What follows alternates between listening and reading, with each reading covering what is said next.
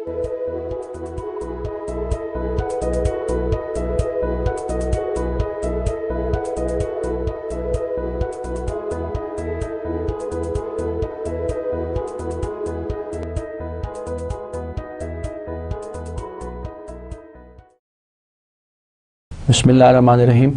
Dear students, welcome to lecture number 20 of macroeconomic course. पहले की तरह चंद मिनट के लिए हम पिछले लेक्चर पे बात करेंगे and we would like to revise what we have learned in the previous class and then we move forward for today's lecture. If you remember, we discussed 5 policy debates over macroeconomics. We have discussed different five policies on which debate is going on in macroeconomics. What were those 5 policies? First was that whether the policymaker should use monetary and fiscal policy to stabilize the economy or not. This was the first policy over which the debate is going on among the economists. Advocates of active monetary and fiscal policy view the economy as inherently unstable and believe policies can be used to offset this inherent instability. जो इस policy के favour में लोग हैं, जो इस policy की favour में इकोनॉमिस्ट बात करते हैं, वो ये कहते हैं कि in case of most of the economies जो इंस्टेबिलिटी होती है वो इनहेरेंट होती है, right.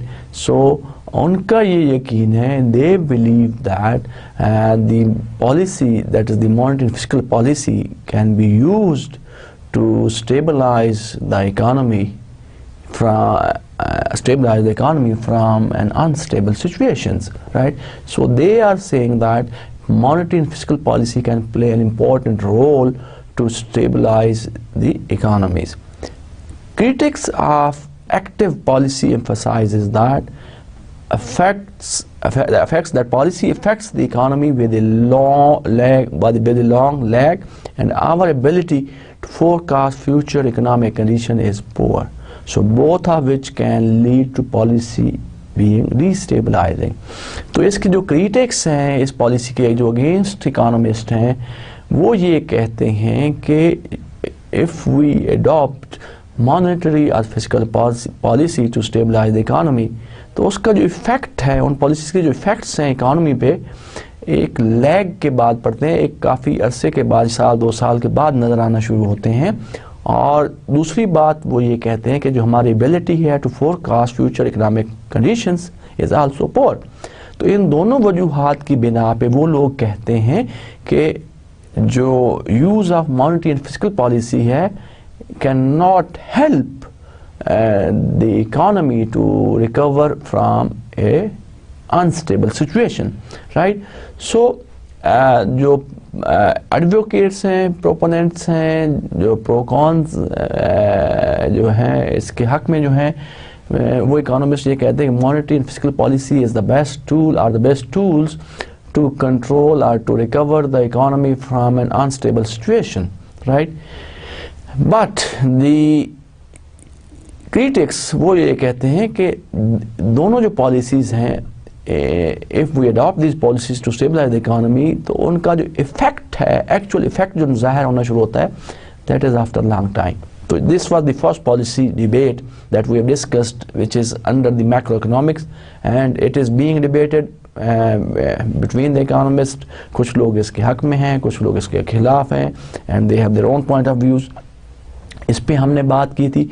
Second, we talk about the second policy debate over macroeconomics policy, और वो क्या थी कि whether monetary policy should be used by rule or by discretion.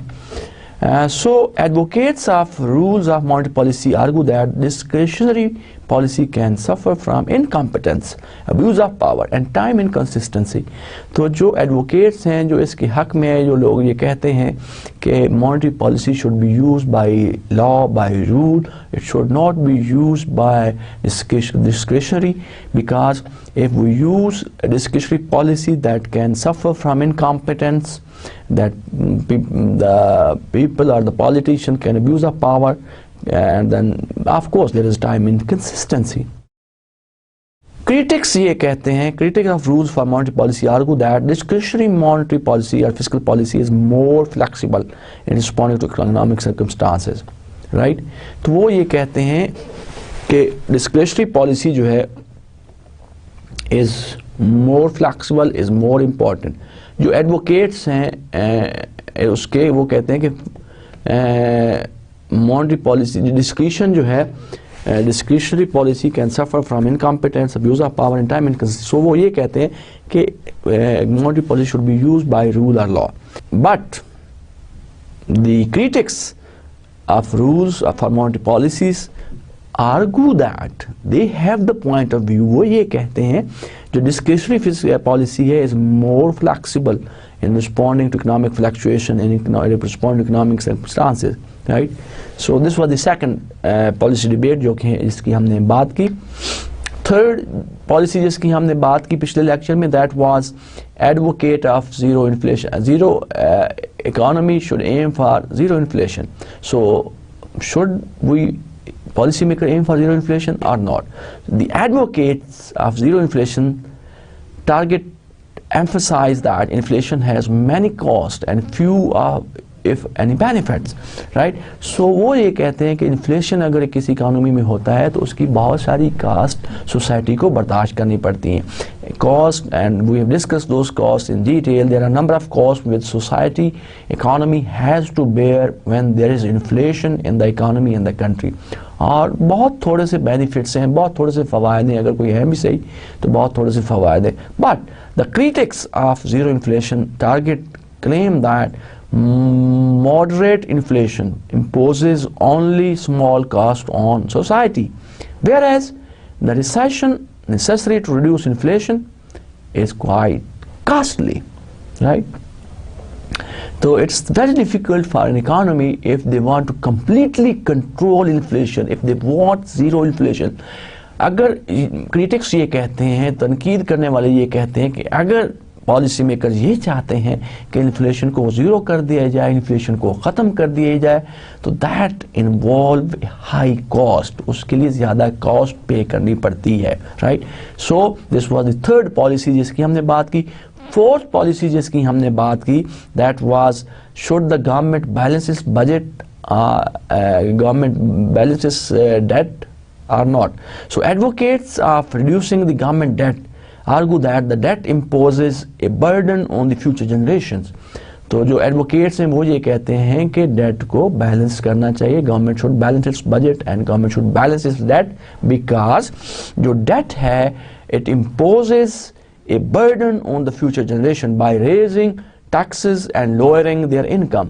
तो जो फ्यूचर आने वाले लोग हैं, आने वाली नस्लें हैं, उस पर बर्डन होता है, इसलिए हमें गवर्नमेंट को, पॉलिसी मेकर्स को बजट डेफिसिट को कम करना चाहिए और गवर्नमेंट डेब्ट को भी कम करना चाहिए. अगर ये कंटिन्यू रहे, इसको कम ना किया जाए, तो it will impose a heavy burden on all future generation which in turn increase taxes and reduce their income level. Critics of reducing the government debt argue that the debt is only one small piece of fiscal policy, but there are some other pieces, other policy variables that need to be looked into, right? This is not the only variable that the macroeconomist or the policymaker should look into, but there are some other parameters, some other policy issues which need to be discussed along with the government debt. Last policy debate जिसकी हमने बात की, that was the whether the tax reform should be introduced in order to encourage savings or not. So advocate of tax incentive for saving point out that our society discourages saving in many ways, such as taxing income from capital and reducing benefits for those who have accumulated wealth, right? So अगर heavy taxes लगा दिए जाएं तो we are discouraging basically savings, discouraging saving, investment, discouraging productivity growth. So there should be tax reform in which we introduce a new tax system which help or which reduce the tax on people who are wealthy, who have more income. But critics of tax incentive argue that वो ये कहते हैं that many proposed changes to stimulate savings would primarily benefit the wealthy people and also might have only small effect on private saving. So अगर आप कोई tax reform इस तरह के इंट्रोड्यूस करेंगे, क्रिटिक्स ये कहते हैं, तनकीद करने वाले ये कहते हैं कि this will benefit only those people who are more wealthy, who are more influential, and also might have only a small effect on private saving. तो वो उससे कोई सेविंग पे फर्क नहीं पड़ेगा. तो ये 5 पॉलिसीज डिबेट थी जो कि मैक्रो इकोनॉमिक्स में चलती रहती हैं, चल रही हैं, जिन पे इकोनॉमिस्ट बहस करते रहते हैं, रिसर्च करते रहते हैं, and then they come up with their own point of view. तो this was all about the previous lecture. आज हम जिस पे बात करेंगे, would like to discuss another important area of macroeconomics, that we will discuss the business cycle theory. What are the advances in business cycle theory? How business grow in a society, in an economy, and what are the advances in that particular concept. So we'll discuss this in today's class. Now what we are planning to discuss in today's lecture, दो चीज़ों पे आज हम बात करेंगे. First of all, we'll discuss the real business cycle theory, RBC theory. So this is one of the important area of macroeconomics. दूसरी जो चीज़ आज हम discuss करेंगे, we'll talk about new Keynesian economics. So there is a group of economists who have given their own theory. So we'll compare both RBC theory, real business cycle theory, with the new Keynesian economics theory.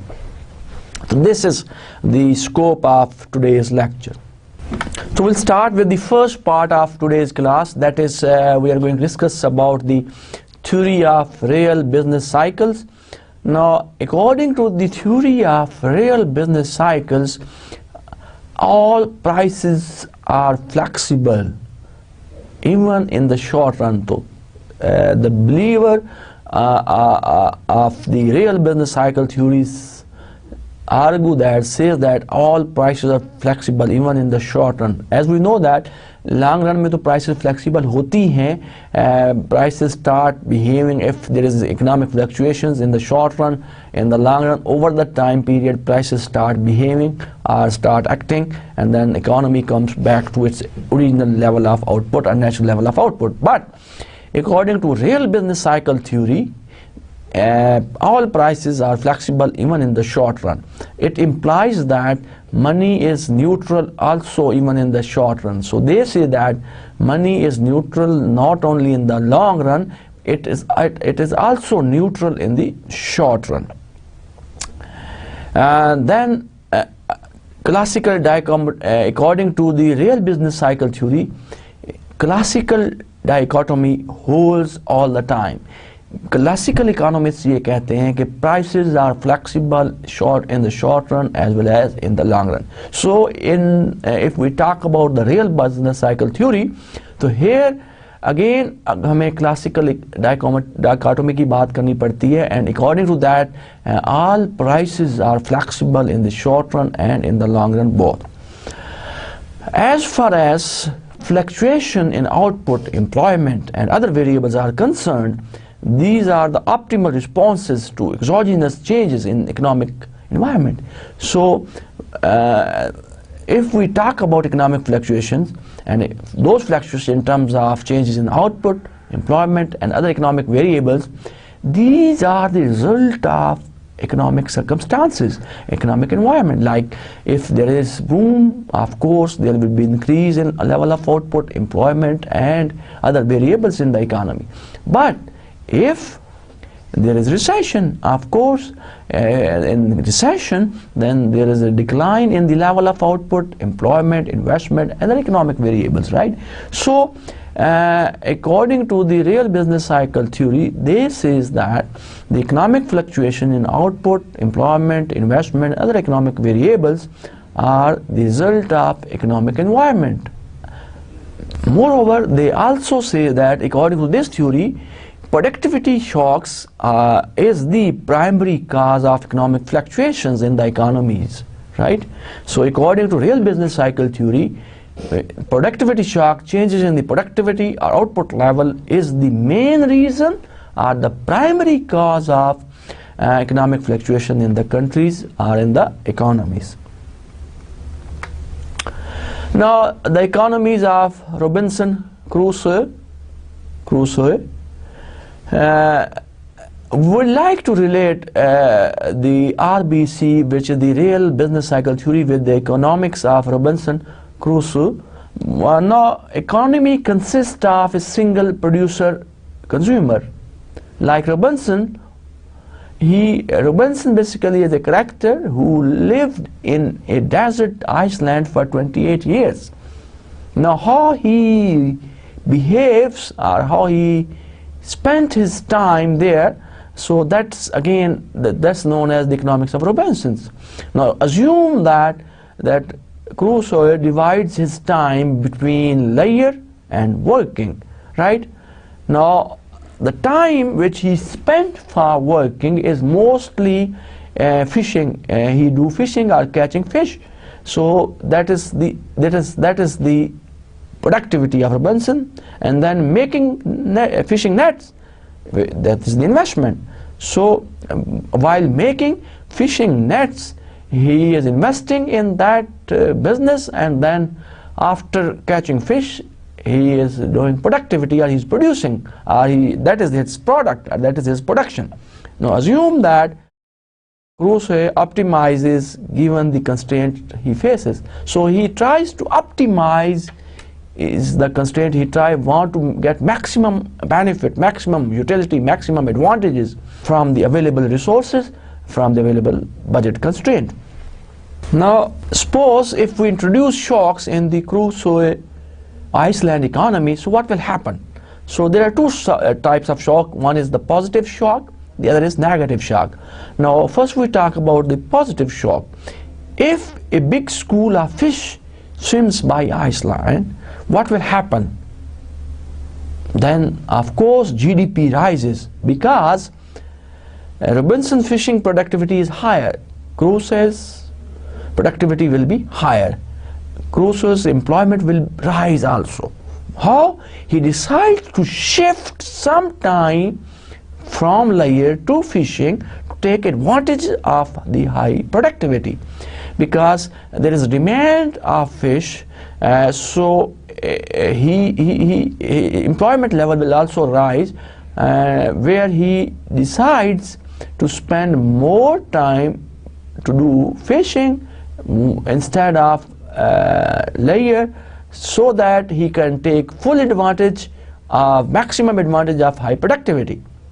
Now this is the positive shock. Okay, whenever there is a positive shock in Crusoe Iceland economy, उसकी productivity में इजाफा हो गया, उसकी employment में इजाफा हो गया, right?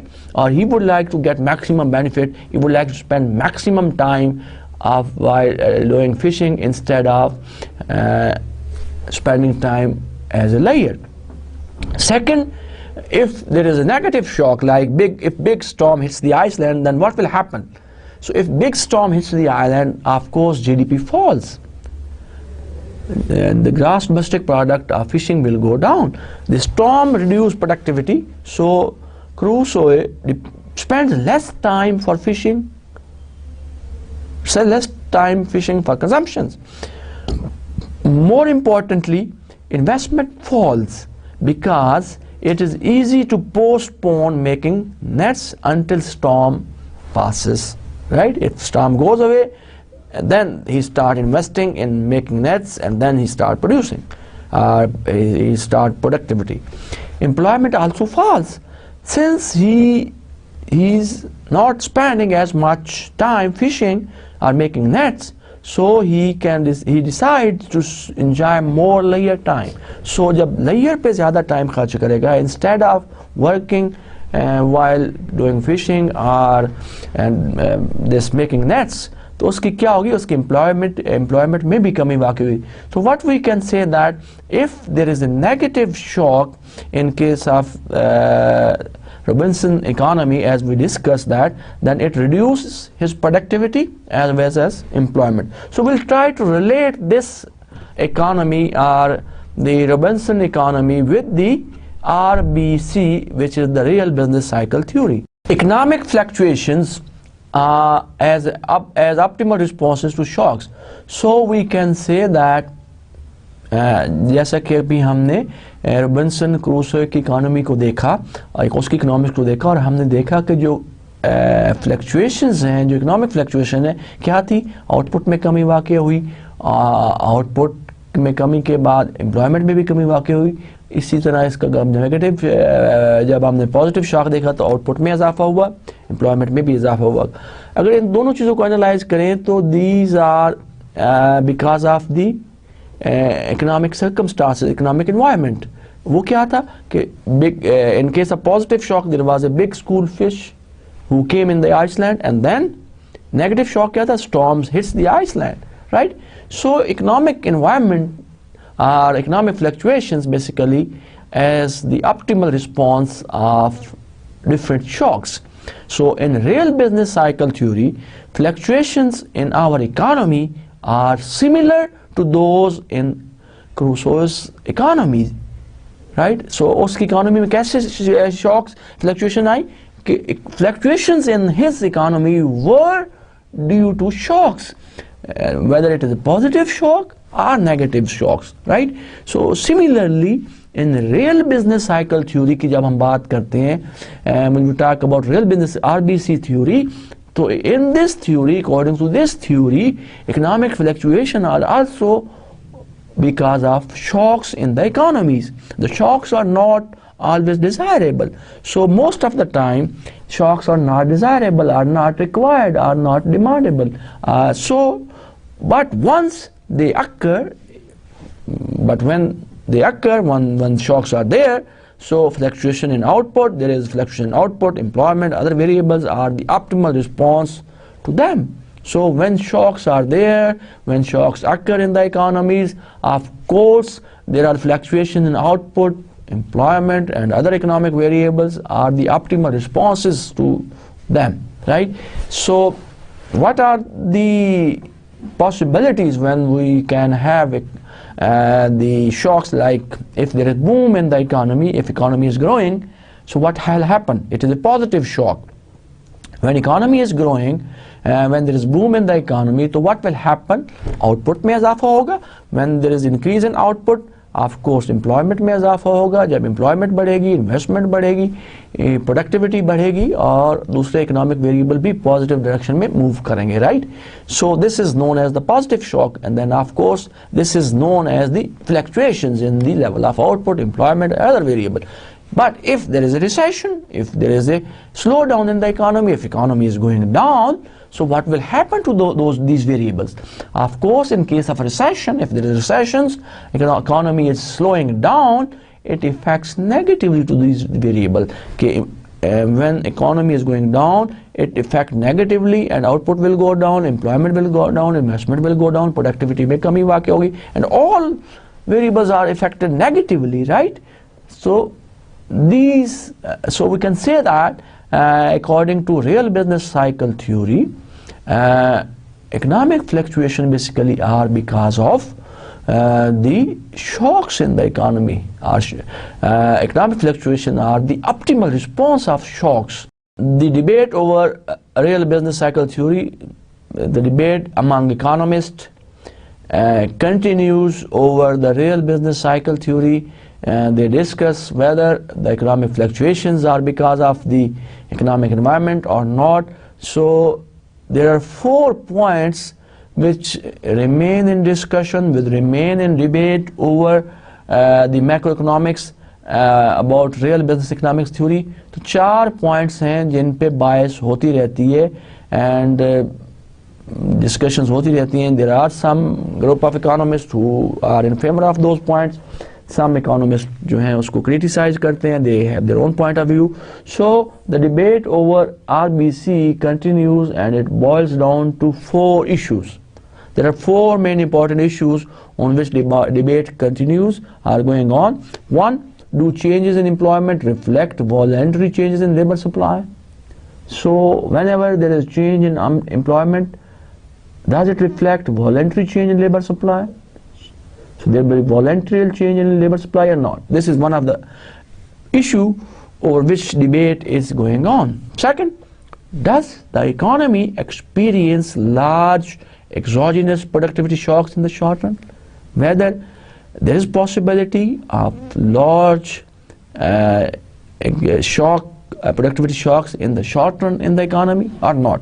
So this is again one of the area in real business cycle theory over which debate is going on between the economists. Third issue जो RBC में under debate है, that is money really neutral in the short run or not? Number 4, the fourth issue which is in debate under the real business cycle theory is, are wages and prices flexible in the short run or not? Do they adjust quickly to keep supply and demand in balance in all the markets or not? So whether in reality, in real world, practically, our prices are flexible in the short run or not? This is the fourth area, fourth issue in real business cycle theory, जिस पे बातचीत होती रहती है, debate होती रहती है और different point of views हमारे सामने आते हैं. So we'll talk about in detail all of these four issues one by one. First we take the employment issue. We'll talk about the labor market. If we talk about the labor market, we'll talk about the concept of intertemporal substitution of labor. Now in RBC theory, workers are willing to reallocate labor over time in response to changes in the reward of working now versus later. So according to this intertemporal substitution of labor, under real business cycle theory, workers जो हैं, काम करने वाले लोग जो हैं, वो willing होते हैं to reallocate their number of hours working from future to present if their incentive rewards are given to them at present time.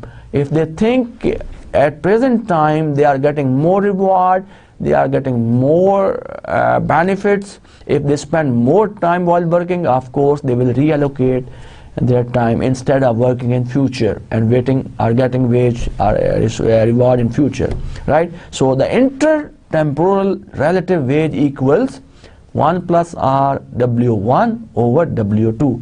Now what is 1 plus R1? That is the return which they get now, which they were expecting in future. So where W1 is the wage in time period 1, the present, W2 is the wage in time period 2, which is the future, right? So if they do not work now, they will want to work in future, so they will get W2 wage rate. But if they work now, so they will get the return of in present time, spending more time, and that return will be 1 plus R into W1. Of course, the numerator will be higher because they are spending more time while working on work, or allocating more time to work to produce more. So this is known as the intertemporal substitution of labor between present and future. Now in RBC theory, if we talk about RBC theory, shocks causes fluctuation in employment and output, and shocks causes fluctuation also in the intertemporal wages. Workers respond by adjusting labor supply. Now if there is a change or fluctuation in intertemporal wages due to different shocks in the economy, what will happen? The labor or the worker respond by changes or by adjusting labor supply. This causes employment and output to fluctuate, and accordingly RBC theory says that if they adjust their labor supply according to intertemporal changes in wages, then of course this causes employment and output to change, to fluctuate. Critics ये कहते हैं labor supply is not very sensitive to the intertemporal real wage rate. High unemployment observed in recessions is mainly involuntarily. तो वो ये कहते हैं कि जो unemployment होती है recession के दौरान is involuntary, is not voluntary, right? So the changes in intertemporal wages does not affect labor supply. Workers does not respond by adjusting labor supply with the change in intertemporal wages. लेकिन RBC theory के मुताबिक जब भी कभी shocks होगा, shocks का fluctuation in the intertemporal wages, और workers क्या करेंगे? Workers respond by adjusting labor supply, and then when they adjust labor supply, then of course it fluctuates, it causes employment and output to fluctuate.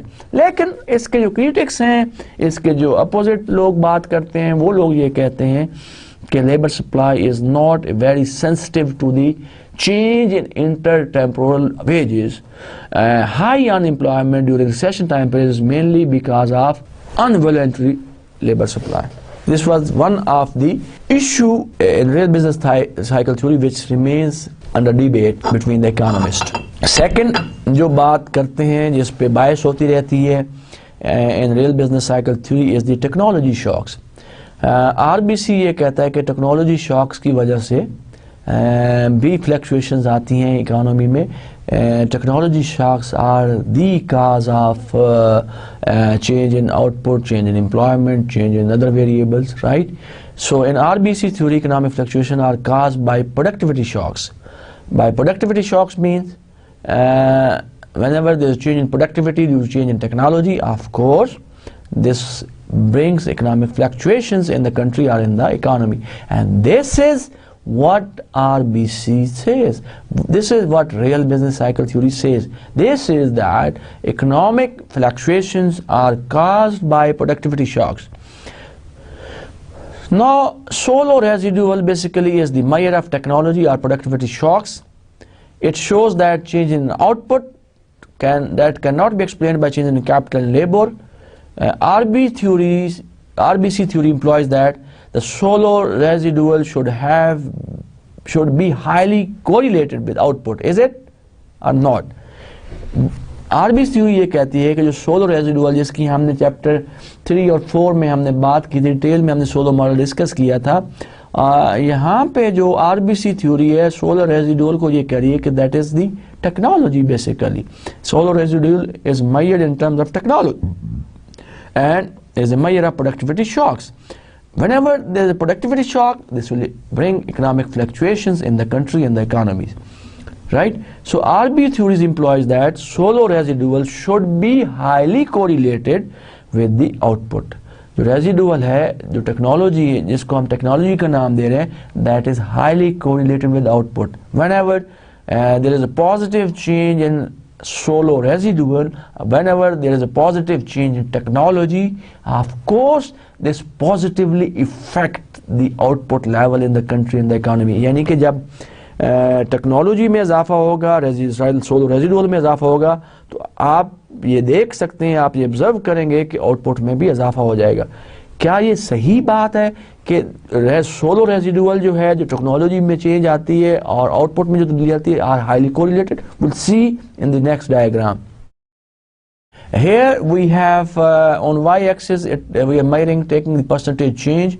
On x-axis we are taking the year, and the variable is two variables we are measuring on y-axis. One is the output growth and the other is solo residual. So if you look at the graph of this graph, so you see that whenever there is increase in technology, जब technology में बढ़ रहा है, solo residual में इजाफा हो रहा है, तो आउटपुट में भी इजाफा हो रहा है, right? So when technology is coming down, solo residual is coming down, output is also coming down. So we can take some other example. For example, if we talk about 1974, so in 1974 technology is coming down, solo residual is coming down, which is in the blue line. Output is also coming down. Similarly, we can see some other year. So if you look at after 1990, there is continuous increase in the level of output, and if you see that there is increase in the technology also. तो जब technology में इजाफा होता है, solo residual में इजाफा होता है, तो आउटपुट में इजाफा होता है. तो वी कैन से दैट जो प्रोडक्टिविटी शॉक है, which is here we are referring in terms of solo residual, so that brings economic fluctuation, that brings change in output, that brings change in employment, that brings change in investment. So according to RBC theory, productivity shocks which we are measuring here in terms of solo residual are the major cause reason of economic fluctuation in the country and the economy.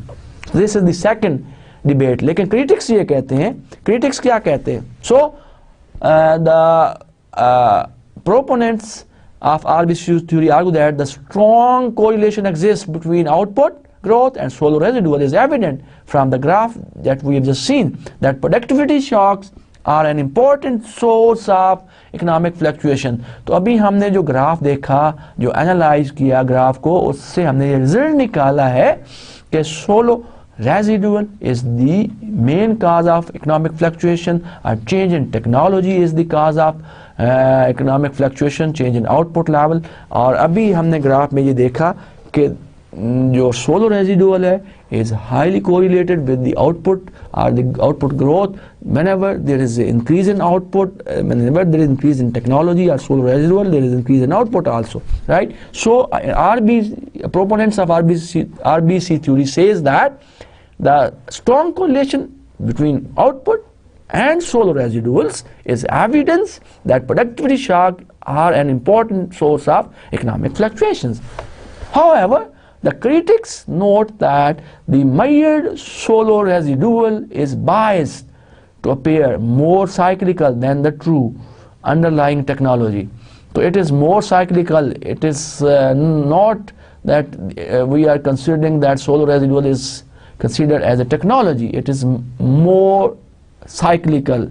There are cyclical changes in the solo residual. So they said that we can't say that solo residual is the main cause of economic fluctuation in the country, in the economy. So this is another area where debate between economists is going on under the real business cycle theory. The third जिसकी हमने बात की, third issue जो RBC के अंदर है, discussion हो रही है, डिबेट होती रहती है, and we face up, we come up with different point of view given by different economist.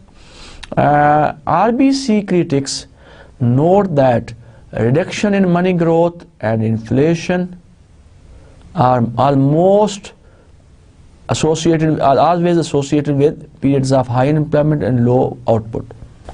तो critics ये कहते हैं कि reduction in money growth, whenever money supply or money growth is reduced and inflations are, whenever there is reduction in money growth and inflation in the economy, are almost associated with periods of high unemployment and low output.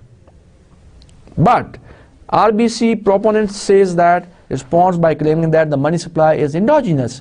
Suppose output is expected to fall, central bank reduce money supply in response to any expected fall in the money demand. Right? So they say that money supply is endogenous. Endogenous means that whenever there is fluctuation, whenever there is change in the level of output, employment, investment in the country and the economy, central bank accordingly responds and change the money supply in the economy, that change the money demand in the economy, and of course that affect the level of output in employment and investment, other variables in the economy.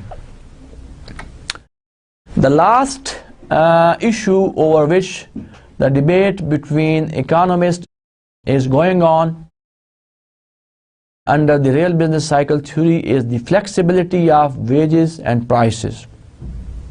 According to RBC theory, assumes that wages and prices are flexible, are completely flexible, so make always market clear. So when prices are flexible, when wages are flexible, so that makes markets always clear. Market is always in equilibrium, whether we talk about goods market, whether we talk about labor market. So when prices and wages are flexible, जब ये दोनों variable flexible होंगे, तो all markets, whether it is goods market, whether it is labor market, will remain in equilibrium and are clear. RBC proponents argue that the extent to which wages and prices may be sticky in real world is not important for understanding economic fluctuation. तो उनके जो हामी हैं, उनकी जो हामी RBC real business cycle theory के जो हामी हैं, वो ये कहते हैं कि अगर हम ये कहते हैं कि price और wages can be sticky or may be sticky in real world is not important. They are, अगर रियल वर्ल्ड की जब हम बात करते हैं, एक्चुअल पोजीशन की बात नहीं करते, तो रियल वर्ल्ड में अगर हम कहते भी हैं कि may be these are sticky but they are not important और that does not help us to understand economic fluctuation, वो ये कहते हैं. So this is that they believe that prices and wages are flexible and that makes the market clear always. They also prefer to assume that prices are flexible to be consistent with microeconomic theory. So if we assume that, if we suppose that prices are flexible, so this is also consistent with the microeconomic theory. Microeconomics भी यही कहती है कि prices are flexible. When prices are flexible, it starts working over the time period and then market comes back to equilibrium if there is a disequilibrium or fluctuation in the short run. However, critics believe that wages and prices are sticky. That and the stickiness of prices and wages explains involuntary unemployment and non-neutrality of money. It explains that money is not neutral. It explains the involuntary unemployment. So, according to the critics, and उनके जो group है वो ये कहते हैं कि prices और wages sticky हैं और उनकी stickiness explain करती है कि जो unemployment होता है that is involuntary unemployment and the money is not neutral in that case. So these are the four issues over which debate is going on under the real business cycle theory between economists, and each of the group has or have its own point of view about the real business cycle theory and about the economic fluctuations, about the change in output, about the change in level of employment, about the change in investment. So according to RBC, ये कहते हैं कि productivity shocks जो है, that is the main cause of economic fluctuations. Prices are flexible, money is neutral even in the short run, and then the opponent जो है वो ये कहते हैं कि जो economic fluctuations are not because of productivity shocks, prices and wages are not flexible in the short run, and so on. So this debate is going on, and we have we come up with different, or we can see different point of view about RBC theory, in favor of RBC theory and in against of RBC theory. Now we'll discuss the second part of today's lecture. So as I told you that in the second part of the lecture we are going to discuss something about new Keynesian economics. Most economists believe that under this group that short-run fluctuations in output and employment represent deviation from the natural rate. तो बहुत सारे economist जो हैं under the new classical economics, उनका ये यकीन है, वो बिलीव ये करते हैं जो शॉर्ट रन फ्लक्चुएशन आती है in output and employment that represent the deviation from the natural rate, and these deviations occurs because of wages and prices are sticky.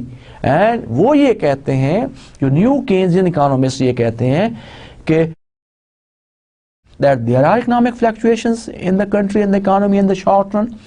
That means there are changes in the level of output and employment in the country, but they say that output and employment deviate from their natural rates in the short run, but they say that the major reason, major cause of these deviation of the output and employment from natural rate are because of the wages and prices which are sticky in the short run. So new Keynesian research attempts to explain the stickiness of wages and prices by examining the microeconomics of price adjustment. They say that the prices and wages are flexible, are sticky, and they try to explain this stickiness in wages and prices by examining the macroeconomics of price adjustments. So they use microeconomics theory to discuss the stickiness of prices and wages in this scenario. There are small menu costs and aggregate demand externalities when we talk about the stickiness of prices and wages. So there are menu costs associated and there are aggregate demand externalities in the economies.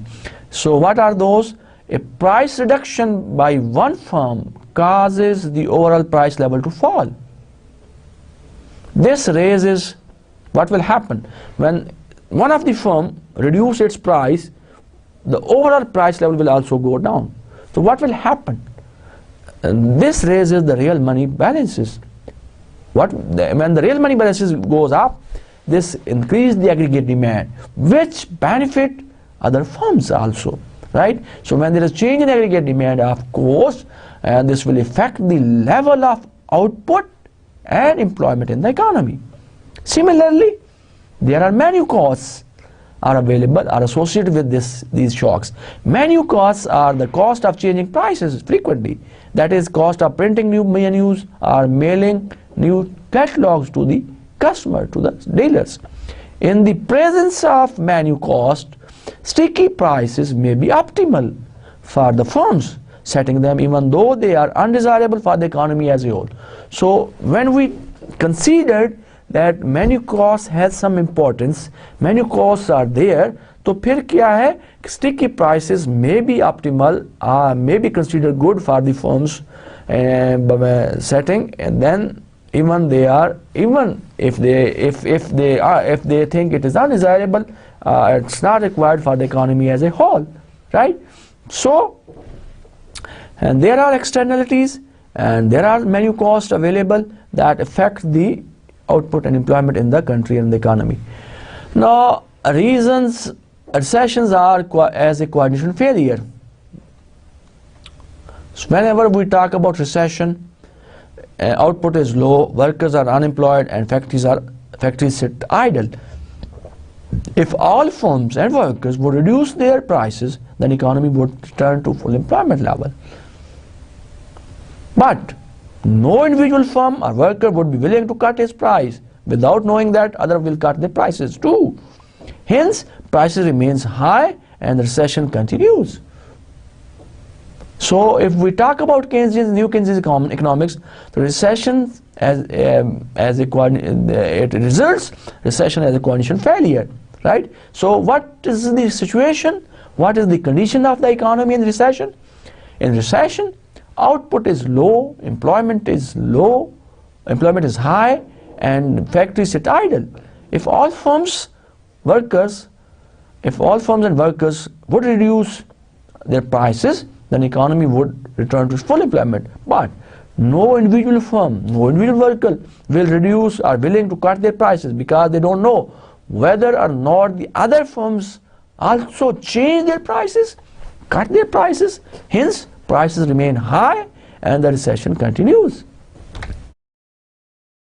They also talk about the staggering of wages and prices.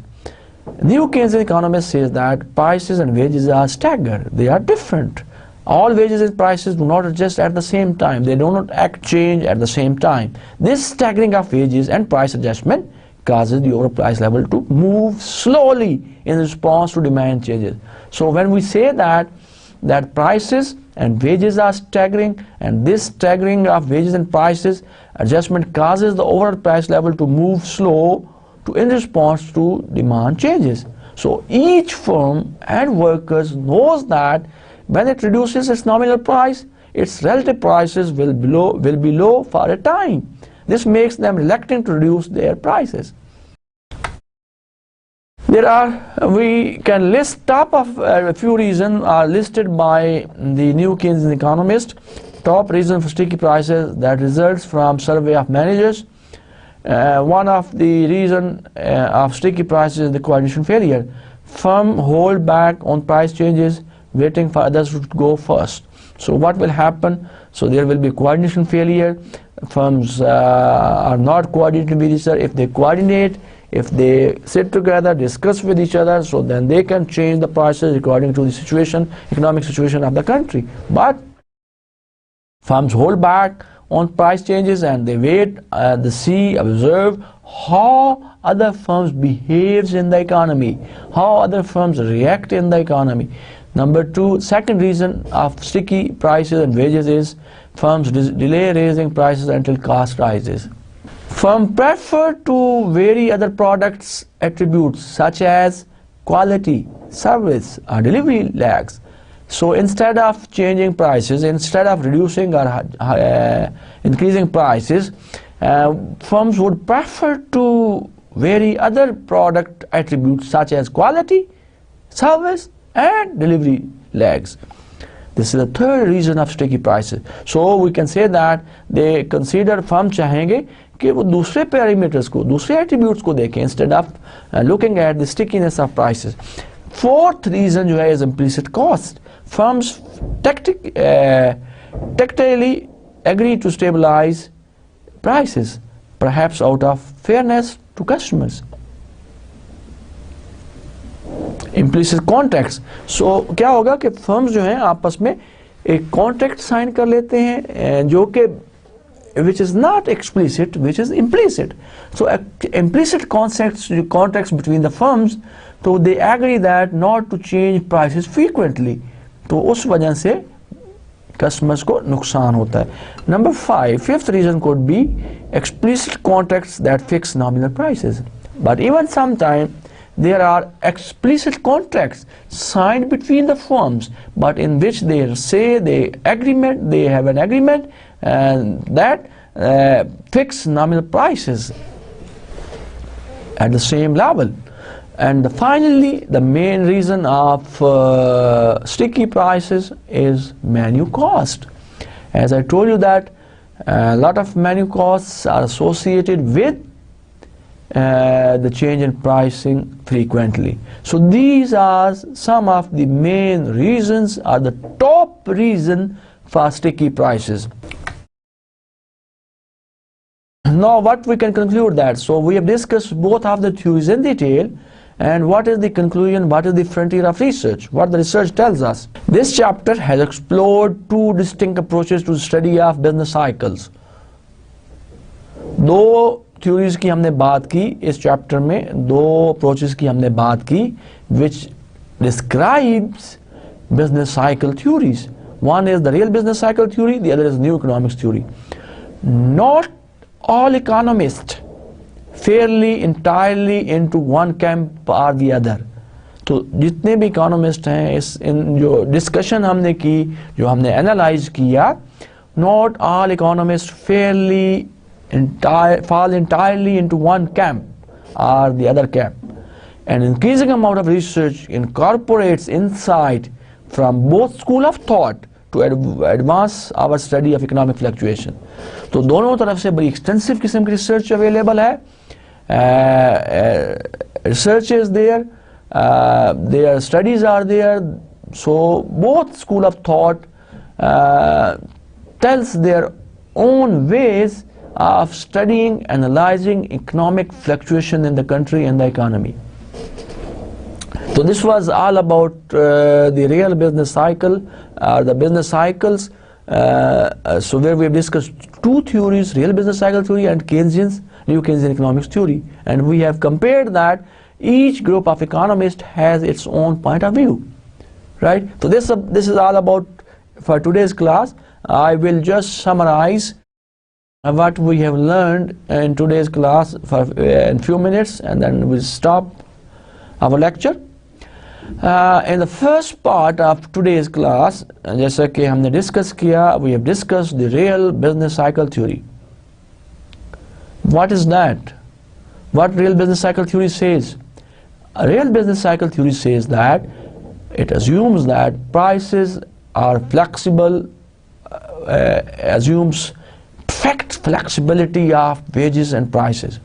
Now, when they assume that prices and wages are perfectly flexible, so then it makes, this flexibility makes all the market clears, whether it is goods market, whether it is a labor market.